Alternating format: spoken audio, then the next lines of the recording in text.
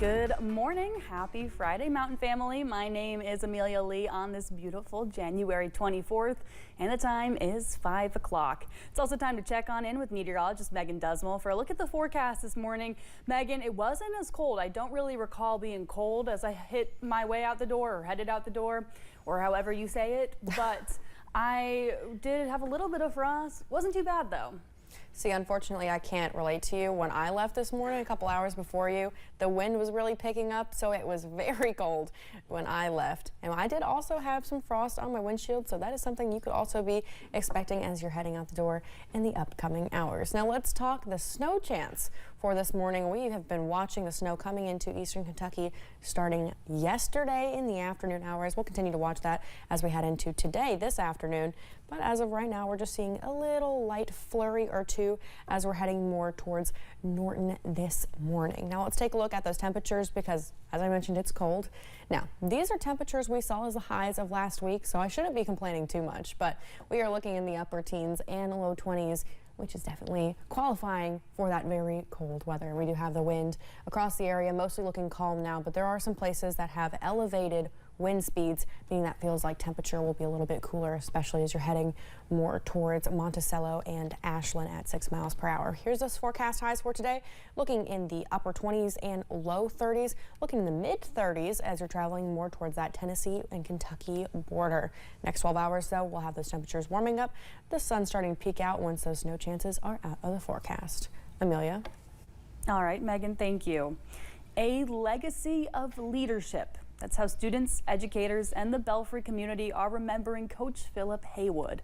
The legendary coach died on Wednesday afternoon after a car crash on Saturday. Now, generations of people are remembering the impact he had on the Pond Creek Nation and beyond. WYMT's Buddy Forbes has a look at his legacy. Well, you think of Belfry High School, you think of Philip Haywood. The accomplishments that he's had over the years and the lives that he's touched, the students that he's mentored. The Belfry Pirates are experiencing their toughest loss yet. It don't seem real. And here's this man, you know, that you look at as larger than life. Just, it's gone. Remembering the man who led them to victory after victory, season after season, for the last 41 years, after he died Wednesday as the result of a weekend car crash. He was fighting to the end, though. It was tough to see him like that. From the players who are currently on the roster, To play for under Coach Haywood was a very special thing. It's a very special culture here.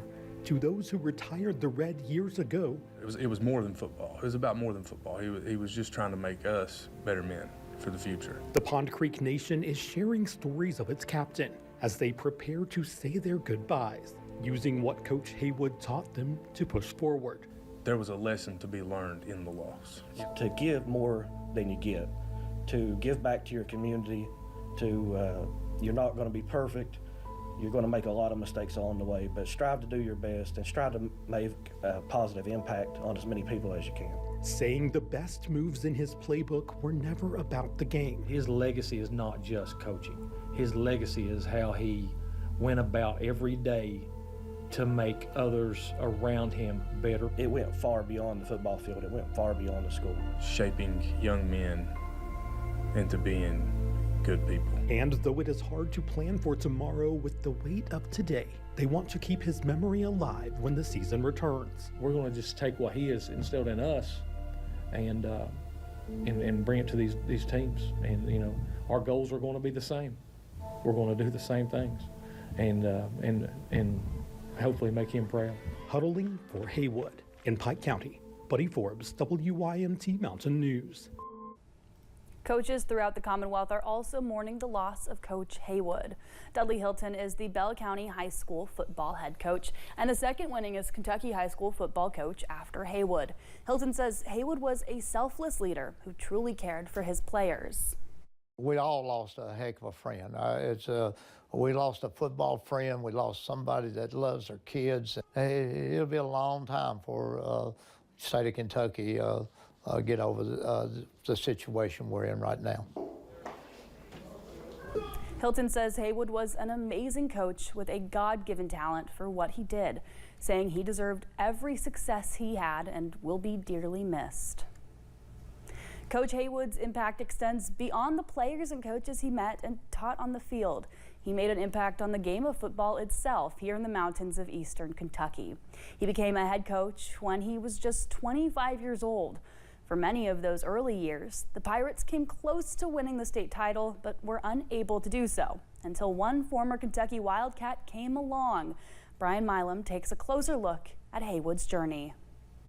Philip Haywood admittedly said he knew nothing when it came to being a head coach, but in 1975, at age 25, he got his shot at his alma mater, Prestonsburg. Haywood's first win would be against Breathitt County, against another first-year head coach named Dudley Hilton. Fast forward 9 years, and Belfry hires the 34-year-old coach to follow the success of Dick Roddy. Belfry would play for state championships in 1985 and 1986, but then would not visit a state championship game for another 16 years.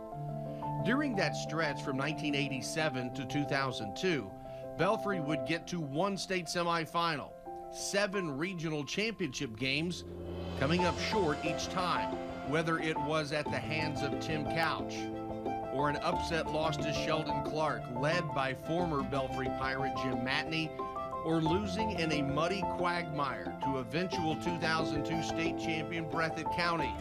The Pirates just could not get over the hump. The missing piece arrived in 2003 when David Jones crossed the border from West Virginia. That addition propelled the Pirates to discover treasure never before seen in northern Pike County, turning an excellent football program into a mountain machine. Belfry would win titles in 2003 and 2004, and from 2010 to 2016, Haywood steered the swashbuckler ship to 7 consecutive state championship game appearances, winning 4 times. From 2003 to 2024, Haywood would win 247 of his 491 victories. No mountain football coach has ever won as many games, won as many championships, or earned and commanded as much respect and admiration as Philip Haywood. Funeral arrangements for Haywood are set for this weekend at Belfry High School. His visitation takes place from 3 until 8 on Saturday in the auditorium. His funeral is set for noon on Sunday in the gymnasium. Philip Haywood was 73. Well, thank you for getting your day started with us here on Mountain News this morning. When we return, this is the time of year when we see the most deaths from carbon monoxide poisoning as southern families try to stay warm.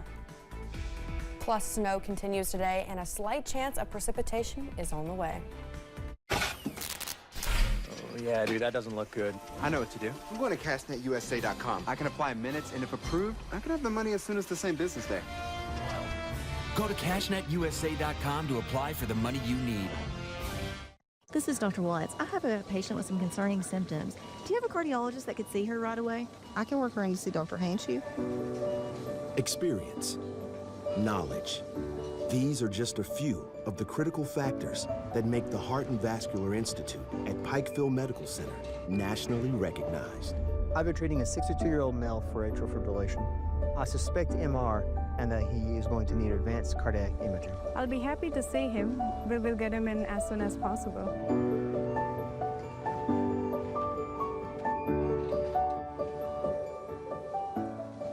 PMC Valve Clinic, how may I help you? This is Dr. Amli Ali. I need to add a patient to Valve Clinic's schedule. They have severe aortic stenosis and need to see Dr. Asali. No problem, we can get him in this week. Okay, we have several patients scheduled for TAVR this week. This is a 67-year-old female. Let's pull up her cardiac CT. I want to see how calcified the aortic valve is. With a comprehensive scope of heart specialists all under one roof, we are a center of excellence, providing some of the most advanced heart care in the region, leading to high success rates for even the most complex cases. And while we are proud of our accreditations and award-winning achievements, this is what is most important to us. So, how are you feeling today? Wonderful.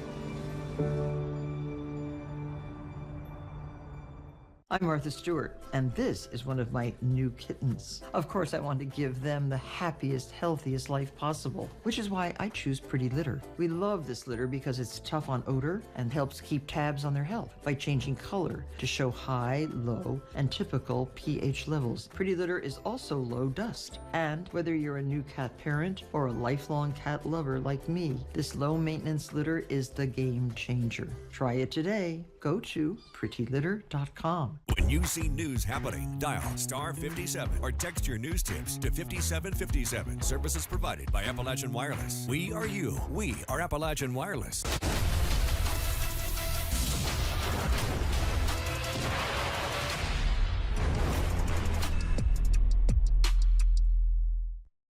WYMT First Alert Weather, sponsored by ARH, the healthcare system of Appalachia.